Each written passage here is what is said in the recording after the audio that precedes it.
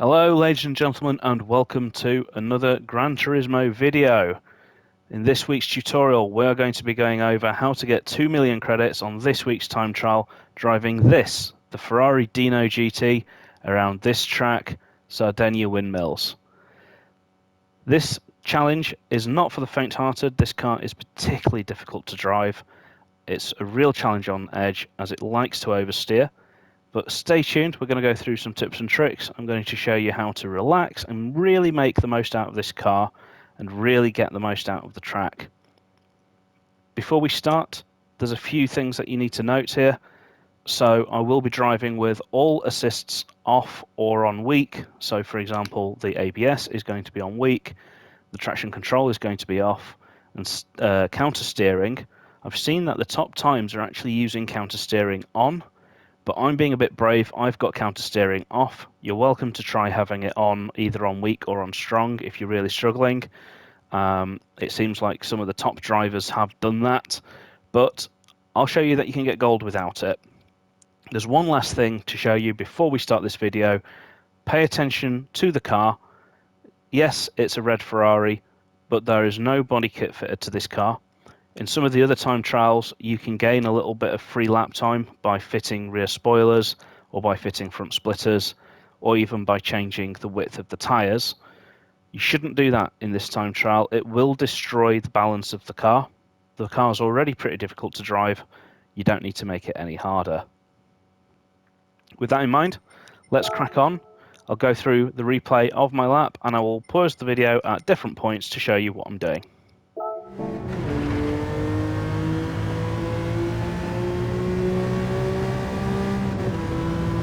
So as we go down the main straight, you want to try and keep over to the left, and you're going to pop into the pit lane exit as you cross the end of this barrier. And you want to be braking at the point where this line crosses the track. So you see here that there's a line going across the track here, and that's for the pit exit, and I've just lifted off the brake there, and then I'm full on the brake by the time I hit the second line. Keeping the car over to the left, you then pick your turn in where the pit apron fully ends. And what you're trying to do here now is just to take very, very cautious steering inputs. Any sharp steering in this car will cause the tyres to lose grip. You'll go past the slip limit of the tyres, and that'll get the car into a sideways drift, and that'll lose you plenty of lap time. So what you see that I've done here is I've just eased the car gently into the corner. I'm on neither the accelerator nor the brake as I go through the corner, and I'm just waiting until I feel like the tyres have gripped back up again before I get on the accelerator. So there you go, I'm back on the accelerator gradually, running to the outside. Now this is where the lap time really is made, down here. Pay close attention to this. I'm going to pause here. My eyes are over to the left here, because you see there is a tiny piece of barrier sticking out, and we're moving towards it now. You see this red piece of barrier sticking out at the end of the track. That's what you want to be aiming for. Get the car as far over to the left and get the car steered before you turn into this corner.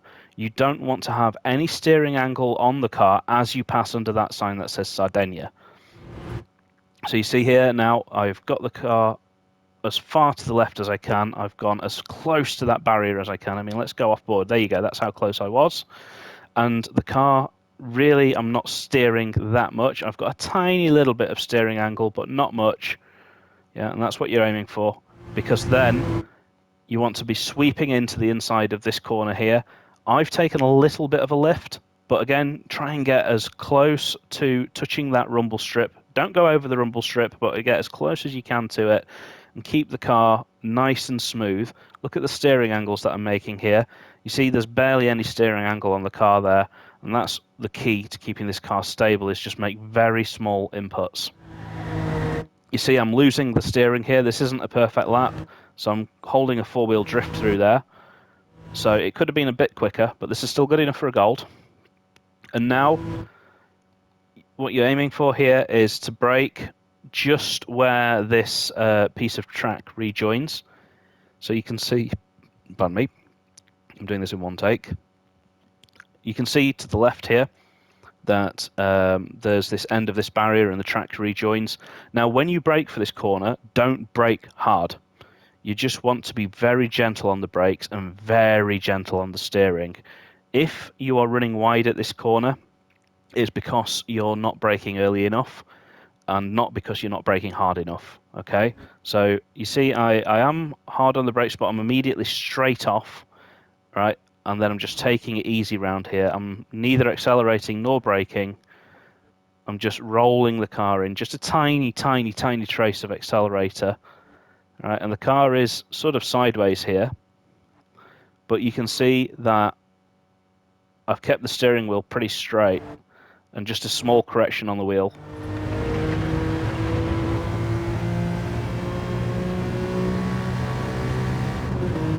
And now what I'm doing here is I'm short shifting into fourth and I'm coasting round this corner because I really want to keep the car balanced here. Again, the same thing, that you want to be limiting your steering input and keeping the steering wheel as straight as you can here. I'm then keeping off the accelerator again and just letting the car roll into this inside. And then down a few gears. This is a nice easy corner, just run the car out wide. And then keep to the right down to the line because it's the shortest run to the line. You'll save maybe just, I don't know, half a tenth, if that, by doing that. And you can see, even though this lap was quite scruffy, it was a 1:05.666. I'll play it again at full speed for you. And this time round, I'll do it from the chase cam. And you can maybe see, so here, the car's drifting out wide, but I'm getting on the power early.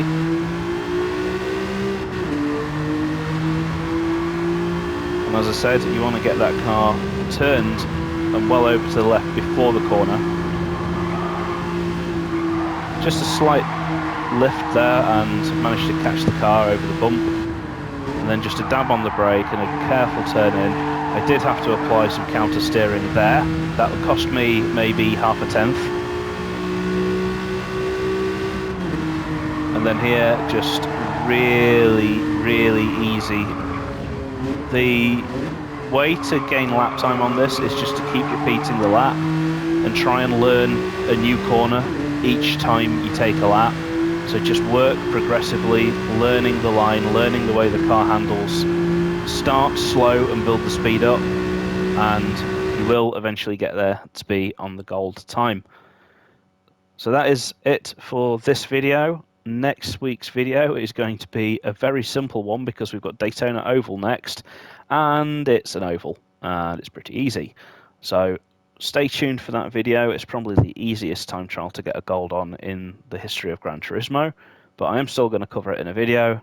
So please thumbs up the video, drop me a comment if you found this helpful. If you didn't find it helpful, let me know. I do appreciate this is probably the most wishy-washy of my guides because this one, a lot of it comes down to feel and driver control rather than braking points. But I hope it's helped, and feel free to like and subscribe to get any future videos that I come up with. I am putting more and more effort into my content, so I look forward to seeing you in the next one. Thank you and good night.